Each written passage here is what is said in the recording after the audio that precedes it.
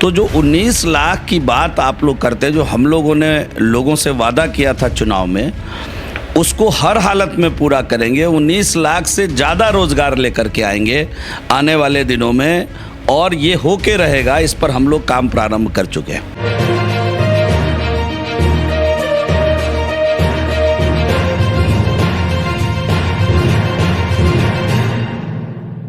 बिहार की राजनीति लगातार इन दिनों सुर्खियों में है और बिहार सरकार में कामकाज को लेकर के दोनों ही गठबंधन में कभी कभी कमोवेश कॉन्फ्लिक्ट देखने को मिलती है। मेरे साथ बात करने के लिए बिहार सरकार में मंत्री जीवेश मिश्रा जी हैं।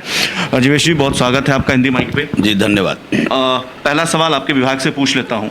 भारतीय जनता पार्टी और विशेष तौर पे बीजेपी की बात कर रहा हूँ, एनडीए में अपने घोषणा पत्र में 19 लाख लोगों को रोजगार देने की बात की थी।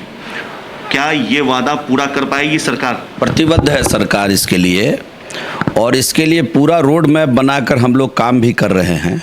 हर हालत में 19 लाख रोजगार हम लोग पूरा करेंगे।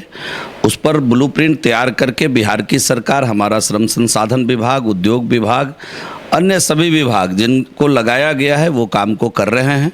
उद्योग विभाग के तरफ से अभी एक बड़ी स्कीम मुख्यमंत्री उद्यमी योजना भी आई है, जिसमें हम लोग 10 लाख रुपया लोगों को रोजगार शुरू करने के लिए लोन दे रहे हैं, जिसमें 5 लाख रुपया अनुदान होगा और 5 लाख रुपया 84 आसान किस्तों में उनको लौटाना होगा। साथ ही साथ श्रम संसाधन विभाग स्किल डेवलपमेंट पर जोर देकर अभी जितने नए योजना, अभी हम लोगों ने टाटा टेक के साथ centre of excellence, 60 centre of excellence Bihar में शुरू कर रहे हैं। 2178 करोड़ रुपए इन्वेस्ट होंगे बिहार के 60 ITI में प्रथम चरण में, और द्वितीय चरण में बचे हुए सभी ITI को हम लोग सेंटर ऑफ एक्सीलेंस बनाएंगे। तो जॉब, और ये जो अभी ट्रेड पढ़ाएगी टाटा, वो सीधा सीधा जॉब ओरिएंटेड ट्रेड है।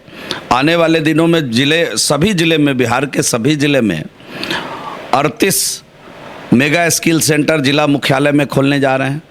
ये इसके माध्यम से भी सीधा सीधा रोजगार मिलने की संभावना है।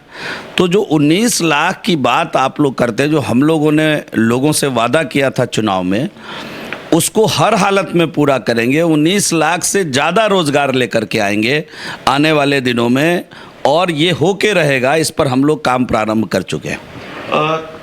क्योंकि जो चाहे आपके सरकार के मंत्री हों या आपके सहयोगी दल के मंत्री हों, लगातार बयानबाजी ऐसी हो रही है दोनों तरफ से कि लग रहा है कि सरकार में सब कुछ ठीक नहीं है। तो जिस तरीके से आप लोगों ने घोषणा की थी तमाम मुद्दों को लेकर के, सिर्फ आपके ही विभाग से नहीं, पूरे जो एनडीए सरकार का जो मैनिफेस्टो था, विशेष तौर पे भारतीय जनता पार्टी का आत्मनिर्भर बिहार का जो स्लोगन था, वो कैसे पूरा होगा? क्योंकि सरकार में इतनी विरोधाभास है। सम्राट चौधरी, आपके सहयोगी मंत्री आपके ही पार्टी से, वो कहते हैं कि काम करने में बहुत कठिनाई आती है। जनसंख्या नियंत्रण कानून का मुद्दा ले लीजिए, या बाकी चीज़ों को लेकर जो सीएम है उनका अलग बयान होता है, आपके पार्टी के जो कोटे से जो मंत्री है उनका अलग बयान होता है। अब कई सवालों को समेट कर आपने एक सवाल बनाने का प्रयास किया है, तो अब ये जो सवाल है इसके अलग अलग जवाब हो सकते हैं। अब मैं कहाँ से शुरू करूँ, मेरे समझ में नहीं आ रहा है कि क्या जवाब दूँ इसका। सरकार में कहीं कन्फ्लिक्ट नहीं है। नीतीश कुमार, माननीय नीतीश कुमार जी हमारे नेता हैं, उनके नेतृत्व में ये, और उप मुख्यमंत्री जी आदरणीय तारकिशोर जी, रेणु देवी जी के नेतृत्व में यह सरकार अच्छे से चल रही है। हम लोगों ने जो चुनाव में वादा किया है, एक एक करके उसको पूरा करने का प्रयास ही नहीं कर रहे हैं, पूरा भी कर रहे हैं। तो मुझे नहीं लगता है किसी प्रकार का कोई कन्फ्लिक्ट है। अब ये शब्द जो कन्फ्लिक्ट आपने निकाला है, ये पार्टी के आधार पर अलग अलग दलों का अलग अलग कुछ एक विषयों को लेके उनका मंतव्य होता है, तभी तो दल अलग है ना। अगर हमारे मानसिक विचार, हमारी विचारधारा, हमारा सब कुछ अगर एक हो जाए तो दल अलग क्यों होगा? तो दलीय आधार पर कुछ विषय अलग हो सकते हैं, लेकिन सरकार चलाने में एनडीए एकजुट है, एक साथ है, और हम मिलकर बिहार के हित में, बिहार के हित वाली सरकार को चला रहे हैं। एक आखिरी सवाल है जिस जिला से आप ताल्लुक़ रखते हैं और पूरे क्षेत्र की बात करें, जोग्राफिकल क्षेत्र उत्तर बिहार की अगर बात करें, दरभंगा एम्स की बात कर लेते हैं। दरभंगा एम्स की घोषणा 6 वर्ष पूर्व पहले हो गई थी। अरुण जेटली उस तत्कालीन जो वित्त मंत्री थे, उन्होंने अपने बजट भाषण में किया था। उसको लेकर के अब तक कोई क्रियान्वयन नहीं हुआ है। बिहार सरकार जो भी प्रक्रिया होती है वो नहीं, मैं आपके इस प्रश्न से सहमत नहीं हूँ।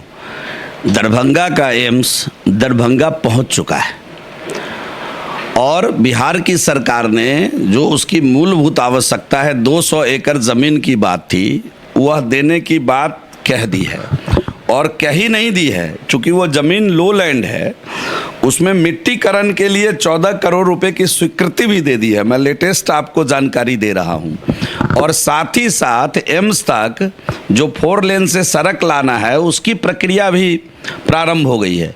इसलिए दरभंगा का एम्स दरभंगा में अब आ चुका है।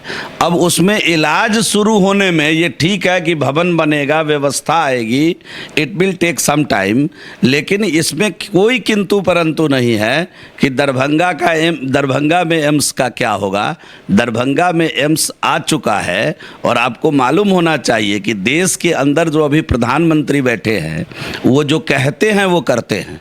इसलिए अगर उन्होंने घोषणा कर दी कि दरभंगा को एम्स मिलेगा, तो इसमें किसी प्रकार का कोई संशय नहीं है कि एम्स दरभंगा को ही मिलेगा।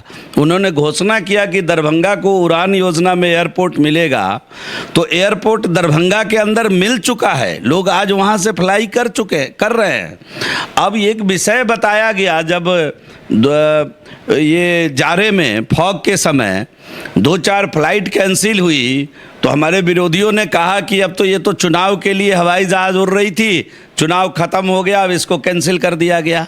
अब देखिए दरभंगा एयरपोर्ट का कितना नाम हो रहा है। उसका इनाम वहाँ की जनता ने आपको, अरे जनता तो हमेशा इनाम देती है, लेकिन एम्स आप बोल रहे इलाज होगा। अब दूसरा इनाम लेंगे ना अगली बार, एम्स बना करके खूब बढ़िया इलाज, तुरंत 3 से 4 साल के भीतर एम्स अपने रूप को ले लेगा। एम्स आ चुका है, एम्स की स्वीकृति हो चुकी है।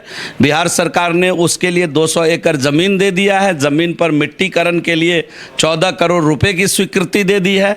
एम्स का काम अब प्रारंभ होने वाला है। बहुत शुक्रिया हमसे बात। जी धन्यवाद, बहुत बहुत धन्यवाद। देखिए, ये थे जीवेश मिश्रा, जो कि बिहार सरकार में मंत्री हैं। उनका कहना है कि बहुत जल्द आने वाले 2-3 वर्षों में दरभंगा में एम्स नजर आएगा और लोग अपना इलाज कर सकेंगे। अगर आप ये वीडियो यूट्यूब पे देख रहे हैं तो चैनल को सब्सक्राइब कीजिए, हमारे फेसबुक पेज को लाइक कीजिए। नमस्कार।